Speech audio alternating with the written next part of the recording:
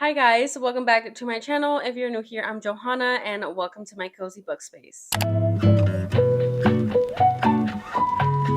For today's video, I'm going to be going through all of the new releases for the month of July. I will say this month I have very few books on my calendar. Definitely let me know if I'm missing any like hyped books, or just if you want to let me know what books you're excited for in the month of July that I maybe did not mention, or maybe I did mention them and you want to let me know that you're hyped for it as well. I would love to know. With that being said, let's get right into it. For July 1st, which it's July 3rd when I'm filming this, so these two are already out, but we have Beg for Me by JT Geisinger. I have been waiting for this new release for like the longest time. So long that I don't even know who this is about or what this even entails. Let's see. We have It Was Supposed to Be a Fling, A Beautiful Mistake I'd Make Only Once, Fate Had Other Plans for Us. It says a standalone age gap romance with an obsessive and possessive hero.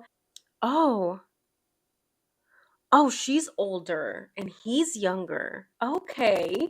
It says, Sophia, Carter McCord is everything I shouldn't want. 15 years younger. He's too cocky, too good looking, and a playboy notorious for leaving broken hearts and wreckage in his wake. To make matters worse, he's my competition. As an executive at my company's top rival, the young hotshot is strictly off limits both professionally and personally. I've got a career to protect and a teenage daughter to raise. The last thing I need is the kind of man who makes women beg. But Carter isn't interested in keeping it casual. The way he touches me, the way he needs me, it's more than sex, it's obsession. Carter, I don't care that she's older. I don't care that she's a business rival. I don't care what my family thinks or what people will say or that her ex wants to see me dead. Sophia Bianco is everything I've ever wanted and I'm going to make her mine, even if she makes me beg for it. Damn. Yeah, I had no clue. This is work rivals to lovers.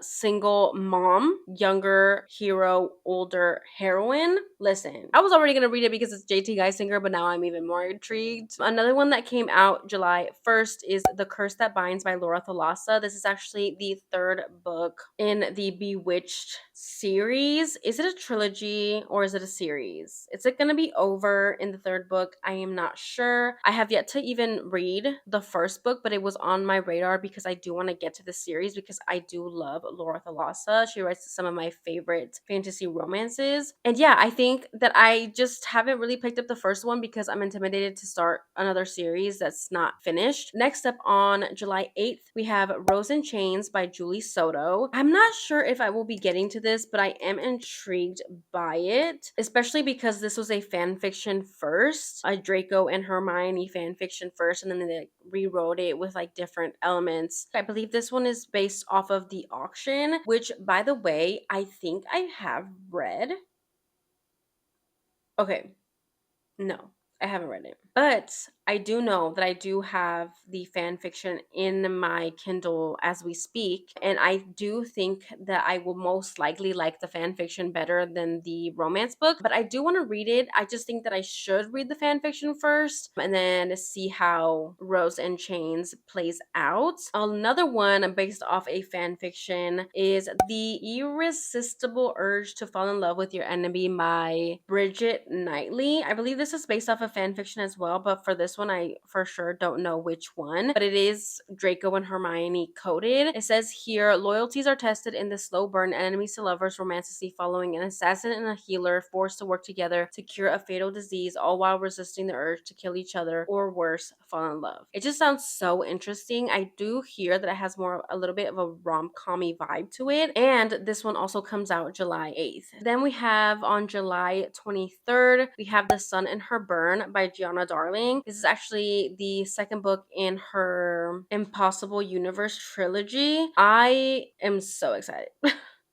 I am so excited. I am just not sure if I want to read this because the third and final book is not out yet. It will be out, I think, in August or maybe September. I'm not sure. She might push the date on it. She did push the date for the second book, so maybe she will push the release date for the third book. The cover is absolutely stunning. I love it. Yeah, you guys, I I don't know. Honestly, I probably will, but I don't know. The clip is because I really want to because the cliffhanger for the first book, Like, are you kidding me? Heartbroken as fuck. And then the second book really, really intrigues me because the heroine has been switched. I didn't hate Savannah, but I also didn't love her. And Savannah is no longer the heroine. And you know what? In Gianna Darling, we trust because I just know she's gonna deliver an amazing story. But yeah, the second book in that trilogy comes out July 23rd, and I'm nervous. I don't know if I'll read it because I just know the second book is gonna end on a cliffhanger, and I'm gonna want book 3 immediately, and I don't have it.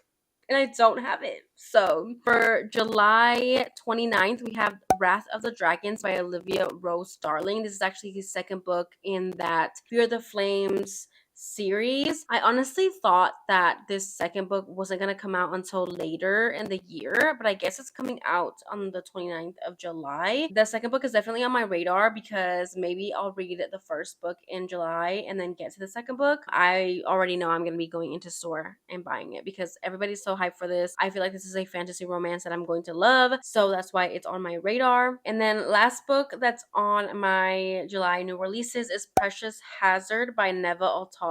This comes out July 31st, literally the last day of July, but they're like novella length, I think, usually. So maybe I'll be able to finish it in July. Who knows? Who knows? This is the 11th book in the Perfectly Imperfect series, Mafia series by Neva Altaj. This one is between Tara and Arturo. Honestly, the releases are just so far apart for me that I just kind of lose who the characters are, you know? But they're all like interconnected, but like each one has different romance and different plot. But like you get to see everybody in each book. Yeah, I don't know. It says here, my life is perfect just the way it is now without Arturo Deville in it. And now I'm ordered to marry that arrogant, self-centered snob. He expects me to be a sophisticated, docile wife who will smile and nod at his every demand, but it's the last thing I plan to do.